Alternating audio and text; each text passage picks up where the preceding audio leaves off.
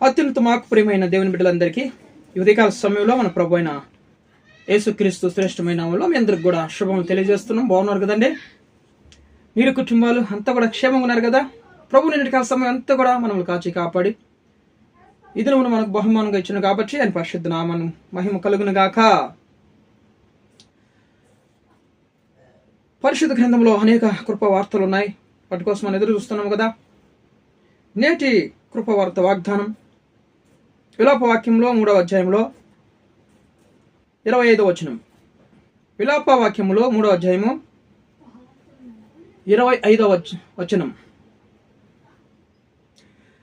తన్ను ఆశ్రయించు వారి ఎడల యెహోవా దయాళుడు, తను వెదుకు వారి ఎడల ఆయన దయచూపువాడు. Praise the lord. దేవుణ్ణి ఎవరైతే ఆశ్రయిస్తారో, ఆశ్రయించు వారి ఎడల మన దేవుడు అంట ఆయన దయాళుడు, దయాలత్వం కలిగిన మంచి దేవుడు, దయాలత్వం కలిగిన మంచి దేవుడు. ఆయన తన ఎదుకు వారిని చూడండి, తను వెతుకు వారి ఎడల ఆయన దయచూపువాడు. దేవుణ్ణి ఎవరైతే వెతుకుతారో ఆయన వారి పట్ల దయ చూపించే దేవుడు. మరి ఎలాగ వెతకాలయ్యా, ఎప్పుడు వెతకాలంటే చూడండి, కొంతమంది నామకథ క్రైస్తవులుగా ఉంటారు కదా. క్రిస్మస్కి, మరి గుడ్ ఫ్రైడే, ఈస్టర్కి ఇలాగా సంవత్సరానికి ఒక తడవ మందిరంలో అగుపడుతూ ఉంటారన్నమాట. అలాగ వెతకడం కాదు దేవుణ్ణి. ప్రతిరోజు కూడా మనము దేవుని సన్నిధిని వెతకాలి, ఆశ్రయించాలి. ప్రతిరోజు కూడా మనం దేవుని సన్నిధిని ఆశ్రయించాలి, ఆయనను వెతకాలి. ఆయన వెతికి వారికి ఆయన దయ చూపించేవాడు అనమాట. సంవత్సరానికి ఒక తడవ గుడ్ ఫ్రైడే, ఈస్టర్, క్రిస్మస్కి, న్యూ ఇయర్కి అలాగ కాదు దేవుని జ్ఞాపకం చేసుకుని దేవుని వెతకడం అంటే. ప్రతి దినము కూడా ఆయన కృపవార్త కోసం ఎదురు చూస్తూ ప్రతిరోజు కూడా వేకువజామునే లేచి ఆయన వెతికి వారం ఉండాలి మనం. ఆయన వెతుకు వారి పట్ల ఆయన దయ చూపించే దేవుడు అన్నమాట. దేవుణ్ణి ఎవరైతే వెతుకుతారో ఆయన చూడండి అనుదినము నూతనముగా మన పట్ల ఆయనకు వాత్సల్యం పుట్టుతుంది అంటే దేవునికి. ఎస్, దేవుని ఎవరైతే ఆశ్రయిస్తారో, దేవుని వెతుకుతారో అనుదినము నూతనముగా ఆయనకు వాత్సల్యత పుట్టుచున్నది. ఆయన ఎంతైనా నమ్మదగిన దేవుడు. ఆ నమ్మదగిన దేవుని మనం ఏం చేయాలంటే అనుదినము వెతకాలి. మనం ఉదయకాలం లేచి మనం దేవుని వెతకాలన్నమాట. ఈ కాలంలో లేటెస్ట్ ఏంటంటే ఉదయకాలం లేస్తున్నాగానే మనం ఫోన్ వెతుకుతాం అనమాట. వాట్సాప్లో ఎవరు ఏం మెసేజ్ పంపించారు, ఇన్స్టాగ్రాము, ఇవన్నీ కూడా మనం ఫేస్బుక్లు ఇవన్నీ వెతుకుతూ ఉంటాం అనమాట. ఎవరైనా ఏమైనా మెసేజ్ పంపించారా, వాళ్ళకి గుడ్ మార్నింగ్లు, గుడ్ ఈవినింగ్లు పంపించుకుంటూ ఫోన్లు వెతుకుతామని మనం. మరి ఉదయకాలం లేస్తున్నాగానే మనము దేవుని వాక్యాన్ని వెతకాలి. అంటే పరిశుద్ధ గ్రంథం మనం పక్కన పెట్టుకోవాలి, తల కింద. ఫోన్లు పెట్టుకుంటాం, ఇప్పుడు మరి బైబిల్కు బదులుగా ఫోన్లు పెట్టుకుంటాం మనం కదండి. ఎంతకాలమో ప్రత్యేకంగా చూడండి ఎంత మారుతూ వస్తుంది చూడండి లోకము.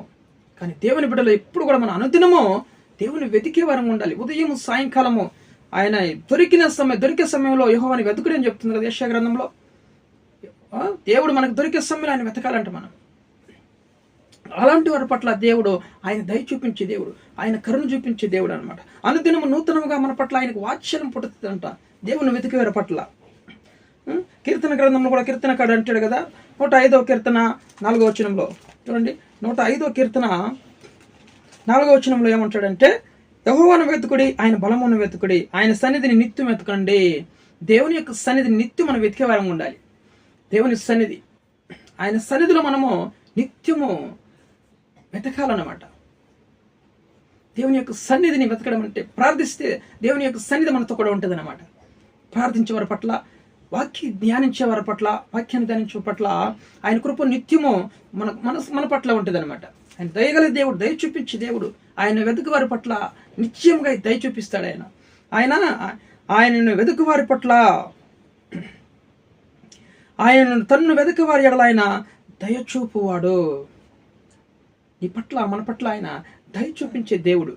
అయితే దేవుని మనము సంవత్సరానికి ఒక తడవ కాదు, నెలకు ఒక తడవ కాదు, అనుదినము దేవుని సన్నిధిని మనం వెతకాలంట. మనం అనుదినము దేవుణ్ణి వెతకాలి అని చెప్తుంది అనమాట దేవుని యొక్క లేఖనాలు. హల్లెలూయా. కాబట్టి నిత్యము హెబ్యోజు అనేటువంటి పరిశుద్ధ గ్రంథంలో హెబ్యోజు అనేటువంటి వ్యక్తి ఉన్నాడు అనమాట. ఆయన పుట్టుకతో ఆ కుమారుణ్ణి తన తల్లి ఎంతో వేదనతో కన్నదంట. అందుకనే ఎబ్బేజు అని పేరు పెట్టింది. ఎబ్బేజు అనగా అర్థం ఏంటంటే వేదన, కష్టంలో పుట్టాడు అనమాట. వేదనకరంగా ఉన్నప్పుడు ఎంతో వేదనతో ఆ కుమారుడు పుట్టాడు కాబట్టి అతని జీవితం అంతా కూడా వేదనగా ఉంటుందేమో. తల్లి ఎంతో బాధపడింది. కానీ పెద్దవాడు అయినప్పుడు హెబ్బేజు దేవుని సన్నిధి నిత్యం వెతికేవాడంట. ఆయన ప్రార్థన చేసి దేవుని సన్నిధిలో మొరపెట్టినప్పుడు, ప్రభువా నా కుటుంబాన్ని, నా సరిహద్దుల్ని, కుటుంబాన్ని నువ్వు విశాలపరిచి ఆశీర్వదించయ్యా, నీ చెయ్యి మాకు తోడు నీడగా ఉండాలని ప్రార్థించినప్పుడు హెబ్బేజు ప్రార్థన దేవుడు ఆలకించి అతను కోరుకున్నట్లుగా అతనికి అనుగ్రహించాడు అనమాట, దయ చూపించినాడు. దేవుని నామానికి మహిమ కలుగును గాక. తన జీవితం ఎంతో వేదనకరంగా ఉంటుందని తల్లి బాధపడ్డది కాదు. దేవుని సన్నిధిని ఎట్లాగైతే నిత్యమో దేవుని సన్నిధిని అతను అనుదినమో వెతికినాడు, దేవుని సన్నిధిలో ప్రార్థించాడు, మొరపెట్టాడు. దేవుని సన్నిధిలో కన్నీటితో అతని జీవితాన్ని దేవుడు మార్చి దయ చూపించాడు. అతని జీవితంలో గొప్ప వాక్యాలను చూపించాడు దేవుడు. పరిశుద్ధ గ్రంథాన్ని మరి పరిశుద్ధ నామానికి మహిమ కలుగును గాక. ఎలాగైతే మనం ఈరోజు మరి కష్టంలో పుట్టిన వారు, కుటుంబంలో కష్టాలు నష్టాలు, వీడు పుట్టిన నుంచి మా కుటుంబంలో కష్టం అని తల్లిదండ్రులు ఎవరైతే అంటున్నారు, అలాంటి కుమారులు కానీ తల్లులు కానీ మన మధ్యలో ఉన్నారా? ఈరోజు దేవుని సన్నిధిని మొరపెట్టండి, ఆయన సన్నిధిని వెతకండి. నిత్యము ఎబ్బేజు కుటుంబాన్ని సరిహద్దుల్ని విశాలపరిచి దేవుడు అతనికి తోడైనట్లు దేవుడు కూడా మన కుటుంబాలకి ఆయన సరిహద్దుల్ని మనకు తోడునీడగా ఉండనిస్తాడు. దేవుడు ఆయన కుడి చేయి హస్తం మనకు తోడునీడగా ఉంటుంది అనమాట. నిత్యముగా ఆయన మన పట్ల దయ చూపించే దేవుడు అంటున్నాడు. హల్లెలూయా. అనుదినం ఆయన మనం వెతికేవారు ఉండాలి. నెలకు ఒక తడవ, 6 నెలలకు ఒక తడవ, సంవత్సరానికి ఒక తడవ కాదు. అతను జ్ఞాపం చేసుకునేది కాదు దేవుడిని. ప్రతిదినము దేవుణ్ణి అనుదినము మనం తప్పక మన ప్రాణాన్ని కాపాడి దేవుణ్ణి అనుదినం మనం వెతికేవారంగా ఉండాలి. హల్లెలూయా. ఉదయకాల సమయంలో ఖచ్చితంగా వీడియో చూస్తున్న మీరు అందరూ కూడా దయచేసి లైక్ చేయండి, షేర్ చేయండి, ఇతరులకి సబ్స్క్రైబ్ చేసుకోండి. కొత్త వారు చూసినప్పుడు దేవుడు మీ కుటుంబాలని ఆశీర్వించును గాక, మన పట్ల దేవుడు దయ చూపించును గాక. ప్రార్థన చేసుకున్నాం. ప్రేమ కలిగిన తండ్రి, మీ ఘనమైన నామని బట్టి ఉదయకాల సమయంలో స్తుతిస్తున్నాం ప్రభా.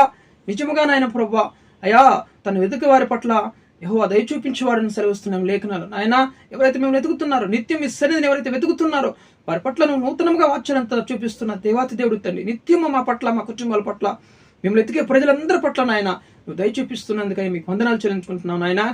కష్టాల్లో నష్టాల్లో ఇరుకులు ఇబ్బందుల్లో అప్పుల్లో ఉన్న వారందరి పట్ల నువ్వు దయ చూపించండి, కృప చూపించండి. ఉద్యోగం కోసం ఎదురు చూస్తున్న వారికి మంచి ఉద్యోగం దయచేయండి. వివాహం కాకుండా వివాహాల కోసం ఎదురు చూస్తున్న వారికి మనస్తులకు మంచి వివాహ సంబంధాలు సమకూర్చమని ప్రార్థిస్తున్నాం. గర్భఫలం ఎదురు చూస్తున్న వారి పట్ల దయ చూపించండి. గర్భాన్ని తెరవండి, మంచి కుమార్తెలు అనుగ్రహించండి ప్రభా. అనారోగ్యంతో బాధపడుతున్న అందరినీ కూడా మీ గాయపడిన హస్తాలతో ముట్టండి. స్వస్థత అనుగ్రహించిన ఆయన కుటుంబాలు సమాధానం, నెమ్మది, ఐక్యత కలిగించండి. ప్రయాణస్తులందరినీ కాపాడండి. ప్రతి విధమైన క్యూని తప్పించండి. బర్త్డే, వెడ్డింగ్ డేస్ జరుపుకున్న వారి పట్ల దయ చూపించండి. అయా నాయన వారి పట్ల నువ్వు దయ చూపించి నాయన కరుణ చూపించమని ప్రార్థిస్తున్నాం. కుటుంబాల పట్ల మీ సన్నిధి ఉంచండి ప్రభా. అయా ఉద్యోగస్తులు, వ్యాపారస్తులు అందరూ కూడా రైతులు మీరు దీవించి ఆశీర్వించండి ఆయన. కుటుంబంలో నాయన వాత్సల్యత చూపించిన ఆయన కుటుంబం అందరి పట్ల నాయన దయ చూపించమని సమస్త ఘనత, మహిమ, ప్రభావాలు మీకే చెల్లిస్తూ యేసు క్రీస్తు జీవం కలిగిన నామములో ప్రార్థన అడిగి వేడుకొని పొందిన్నాం పరలోకపు తండ్రి. ఆమేన్. Amen.